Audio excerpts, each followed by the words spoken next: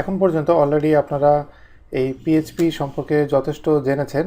একদম বেসিক যে জিনিসগুলো, আরও অনেক কিছু আছে সেগুলো সামনে স্টেপ বাই স্টেপ আসবে।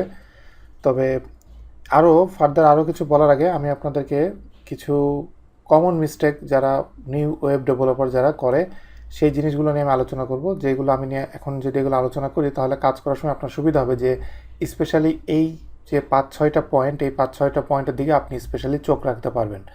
তো কি কমন মিস্টেকগুলো মানে নিউ ওয়েব ইউজাররা এটা করে। প্রথমে যেটা হয় যে একদম প্রথমে দেখা যায় যে কোনো আউটপুটই আসে না। আমি যখন একটা ওয়েবসাইট আমি একটা রেন্ডার দিব তখন দেখা যাবে এটা কোনো আউটপুটই আসছে না। এই ধরনের প্রবলেম যদি আপনার হয় তাহলে সেক্ষেত্রে যেটা করবেন, আপনি আগেই পিএসপি অ্যাড করবেন না। আগে আপনি দেখবেন আপনার ফার্স্ট পার্ট যেটা আপনার এই স্টিমেলটা অ্যাক্সেস করতে পারছেন কিনা। এখানে যেটা ওই যে কমেন্ট দিয়ে রেখেছি প্রথম যেটা, যে এই স্টিমেল আপনি অ্যাক্সেস করতে পারছেন কিনা। তো সেটার জন্য আপনাকে এই স্টিমেল এরকম করে লিখতে হবে, লিখে এটাকে আপনাকে চেক করতে হবে। যেমন আমি পিএইচপি পুরোটাকে আমি জাস্ট ডিলিট করলাম, করার পরে এখন আমি এটাকে যদি প্রিভিউতে দেখি তাহলে এখানে দেখা যাচ্ছে যে এইচটিএমএল ওয়ার্কিং, যেটা এই স্টোর ভিতরে আছে। তার মানে আমি যেটা দেখতে পাচ্ছি যে আমার এইচটিএমএলটা কাজ করছে। তো এইচটিএমএল যখন কাজ করছে তখন আমার নেক্সট স্টেপ যেটা আমাকে চেক করতে হবে, সেকেন্ড স্টেপ, সেটা হলো যে আমার পিএসপিটা কাজ করছে কিনা। পিএসপি কাজ করবে না যদি আপনার সার্ভার ঠিকমতো কনফিগার করা না থাকে, পিএসপিটা ঠিকমতো কনফিগার করা না থাকে, তাহলে এখানে আপনার প্রবলেম হবে। তো আমি একদম এই কোর্সের একদম প্রথম থেকে কীভাবে আপনি সার্ভার কনফিগার করবেন, প্লাস কীভাবে আপনি এই এটা রান করবেন, পিএইচপির বেসিক পেজ রান করবেন, এই জিনিসগুলো স্টেপ বাই স্টেপ সুন্দর মতো দেখিয়েছি। আপনার যদি কোনো সমস্যা থেকে থাকে ওখান থেকে আপনি দেখে নেবেন। আর এখন আমি সেকেন্ড যে প্রবলেমটা বলছিলাম যে আপনি পেজটা আপনাকে অ্যাক্সেস করতে হবে। যদি পিএসপি পেজ অ্যাক্সেস করতে পারেন তাহলে আপনি খুব সিম্পল একটা ফাংশন আছে এখানে, যে অ্যাক্সেস পিএসপি পেজের নিচে এটাকে কমেন্ট দিয়ে রেখেছি, এটাকে আমি আনকমেন্ট করে এটাকে আমি রান করব পিএইচপি ইনফো দিয়ে। তার আগে আমি এতটুকুকে আমি ডিলিট করে দিচ্ছি এবং এটাকে আমি সেভ করে এখানে আমি রিফ্রেশ দিচ্ছি। দিলে এখানে দেখা যাচ্ছে যে আমার এইচটিএমএল কাজ করছে, আমার পিএসপি কাজ করছে। পিএসপি কাজ করছে বলে এটা হলো পিএসপির ফাংশন যেটা এখানে কাজ করছে। তো এইগুলো হলো কমন প্রবলেম, যে ফার্স্ট প্রবলেম আমার আসে না, আউটপুট আসে না সেটা। তো এরপরে নেক্সট যেটা হয় যে আপনি যদি কোনো ইরোড থাকে আপনার পেজে, সেই ইরোডটা আপনাকে দেখাচ্ছে না। যদি এরকম হয় তাহলে পিএসপির আইএনআই ফাইলে এটার একটা যে কনফিগ একটা ফাইল আছে, আইএনআই ফাইল, এটার ভিতরে আমি অলরেডি আপনাদেরকে দেখিয়েছি যে ডিসপ্লে ইরোর এটা অন করে রাখার জন্যে। তো ওইখানে ওই কনফিগারেশনটা আপনাকে অবশ্যই ওটা চেঞ্জ করে দিতে হবে, যেটা আপনি যদি আমার সাথে কোর্সটা আগাতে থাকেন তাহলে অবশ্যই আপনি এটা করেছেন। তো এই তিনটা পার্ট আপনাকে অবশ্যই করতে হবে। এই তিনটা পার্ট করার পরে নেক্সট যেসব প্রবলেমগুলো হয়, সিনট্যাক্স এরর প্রবলেম।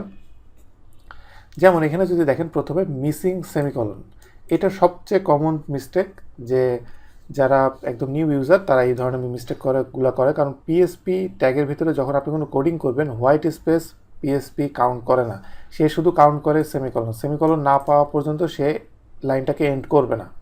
তো 2-3টে লাইন একসাথে হয়ে গেলে এটা অবশ্যই এরর দেখাবে। সো সেমিকলনের উপরে আপনাকে এক্সট্রা কেয়ার রাখতে হবে। এরপরে মিসিং ব্র্যাকেট, এখানে প্রান্তাসিস ব্র্যাকেট, এই যে ব্র্যাকেটগুলো দেখতে পাচ্ছেন, এইগুলো হলো মিসিং হওয়ার চান্স খুব বেশি থাকে। তো সেই ক্ষেত্রে আপনাকে এইটার উপরে টেক কেয়ার করতে হবে। এবং আমি এখন রিমুভারের ভিতরে কাজ করছি। রিমুভারের ভিতরে আমি একটা ব্র্যাকেট ইউজ করলে আরেকটা ব্র্যাকেট আমাকে অটোমেটিকলি দিয়ে দেয় না। বাট আপনি যদি অন্য কোনো আরও ভালো আপনি আর কোনো যদি কোড এডিটর ইউজ করেন তাহলে সেখানে কিছু কিছু কোড এডিটর আছে যা আপনি যদি প্যারেনথেসিস প্রথমটা দিলে দ্বিতীয়টা অটোমেটিক আপনার জন্য দিয়ে দেয়।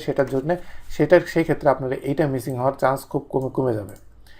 এরপরে নেক্সট আরেকটা ধরনের ভুল হলো, এখানে দেখেন যে এখানে যে ভেরিয়েবলটা ইউজ করা হয়েছে, এই ভেরিয়েবলটা দুইটাই সেম ভেরিয়েবল, কিন্তু এখানে একটাই ইউজ করা হয়েছে যে মাই ভার, একটা ভিটা ছোট ভিটা বড়। আপনি যদি এক জায়গায় ভি ছোটো দেন এক জায়গায় ভি বড় দেন তাহলে আপনার এই এররটা তৈরি হবে, কারণ সে বলবে যে এটা আন্ডার ডিফাইন্ডেড ভেরিয়েবল। তো অবশ্যই যে কোনো একটা স্টাইল ফলো করা উচিত। তবে বেস্ট ওয়ে হলো সবগুলো ছোট করে লেখা। তবে ছোট বড় মিলিয়ে আপনি যদি এভাবে লেখেন তাহলে আপনার পড়তে সুবিধা হবে, কিন্তু ছোট করে লিখলে আপনার ভুল হওয়ার চান্সটা কম থাকবে। এই ধরনের ভুল হওয়ার চান্স কম থাকবে, কারণ আপনি অনেক সময় লেখার সময় দেখবেন যে ভুলবশত আপনি ভিটা ছোটো হাতে লিখে ফেলেছেন। তো এই জন্যে একটা স্টাইল ফলো করা উচিত এবং প্রথম স্টাইলটা ফলো করাটা বেটার যদি আপনি কোডটা আপনি কম ভুল করতে চান সেই ক্ষেত্রে। তবে এটা একটু এক্সপার্ট হয়ে গেলে তখন এই ধরনের ভুল আর কোনো সমস্যা হবে না, তখন আপনার এই ধরনের ভুল হবেও না, এবং হলেও আপনি দেখা যাবে উইথিন 1 or 2 সেকেন্ড আপনি এটা ধরে ফেলবেন। এরপরে নেক্সট একটা মিস্টেক হয় যে ইকুয়াল এবং ডবল ইকুয়ালের ভিতরে, যেটা ইফ স্টেটমেন্টের পড়ানোর সময় আমরা আপনাদেরকে দেখিয়েছি যে ইকুয়াল যেটা এটা হলো অ্যাসাইনমেন্ট, আর ডবল ইকুয়াল এটা হলো কম্প্যারিজন অপারেটর। তো এই দুটোর ভিতরে পার্থক্য আপনাকে অবশ্যই, দুইটা টোটালি দুই জিনিস। এই পার্থক্যটা আপনাকে অবশ্যই বুঝতে হবে, এবং এই ধরনের মিস্টেক আপনার যদি হয় তাহলে আপনার আউটপুটটা ঠিকমতো আসবে না। তো নিচে ছোট্ট যে উদাহরণটা দেখছেন, এই উদাহরণের ভিতরে আপনি খুঁজে বের করার ট্রাই করেন যে এখানে কোথায় কোথায় কী কী ভুল আছে, এবং ড্রিমের ভিতরে সুবিধা হলো আমার কোনো লাইনে ভুল থাকে সেখানে রেড দেখায়। তো আমি একটা একটা করে এটা আমি সলভ করি। যেমন এখানে মিসিং যে ব্র্যাকেট দেখাচ্ছে, আমি ব্র্যাকেট শুরু করেছি কিন্তু ব্র্যাকেটের কোনো এন্ড দেই নাই। ওকে, আমি ব্র্যাকেটের এন্ডটা দিলাম, দিলে একটা রেড উঠে গেছে, আর একটা ইরোর এখানে দেখাচ্ছে। তাহলে কি ইরোর? যদি আপনি এই লাইনে দেখেন দেখবেন যে এখানে সেমিকলন নাই।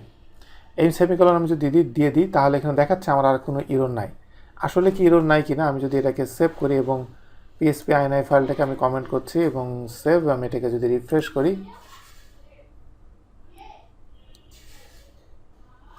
তাহলে এখানে দেখেন এটা আসলে সমস্যা হয়েছে, এটা একটা ইনফিনিটি লুপ হয়ে গেছে। এটা আমি আসলে খেয়াল করি নাই, যার কারণে এটা ইনফিনিটি লুপ হয়ে গেছে। এটাকে আমি অফ করে দিয়েছি। এটা ইনফিনিটি লুপ হয়ে গিয়েছিল। তো এখানেও একটা এরর আছে, আসলে এখানে আরও এরর আছে।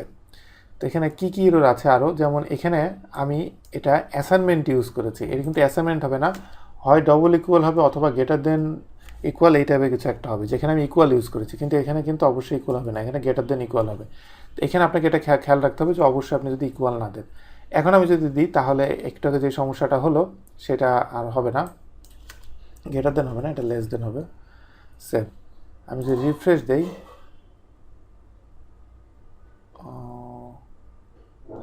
ও আচ্ছা আচ্ছা, এখানে আরও একটা ইরোর আছে। ইরোরটা হলো এখানে আপনি যদি দেখেন কাউন্টের সি ছোট, কিন্তু এইটা সি বড়। এখন আমি যদি এখানে সি দিই, এটার কমন মিস্টেক যে আপনি যদি বড় হাতের ছোটো হাতের মিলিয়ে যদি আপনি লেখেন তাহলে এই ধরনের প্রবলেম আপনার হবে। তো সেক্ষেত্রে অলওয়েজ সব কিছু ছোটো লেখাই সবচেয়ে বেস্ট।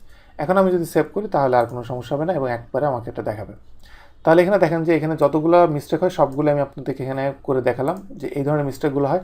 আপনি কাজ করার সময় এই জিনিসগুলো জাস্ট একটু খেয়াল রাখবেন, স্পেশালি এই 4টা পয়েন্ট আপনি মাথায় রাখবেন অলওয়েজ। আপনার যখন কোনো কিছু এরর আসবে আপনি প্রথমেই আপনি মাথার থেকে চিন্তা করবেন যে আমার এই 4টা পয়েন্ট আমার আগে চেক করতে হবে। তাহলে দেখবেন আপনার প্রথম দিকে আপনি দেখবেন যে আপনার অনেক দ্রুত কাজ হচ্ছে, কারণ শুধুমাত্র একটা সেমিকলনের জন্য দেখবেন যে আপনার 1 ঘন্টা পার হয়ে গেছে, এটা আপনি সলিউশন করতে না পারার কারণে।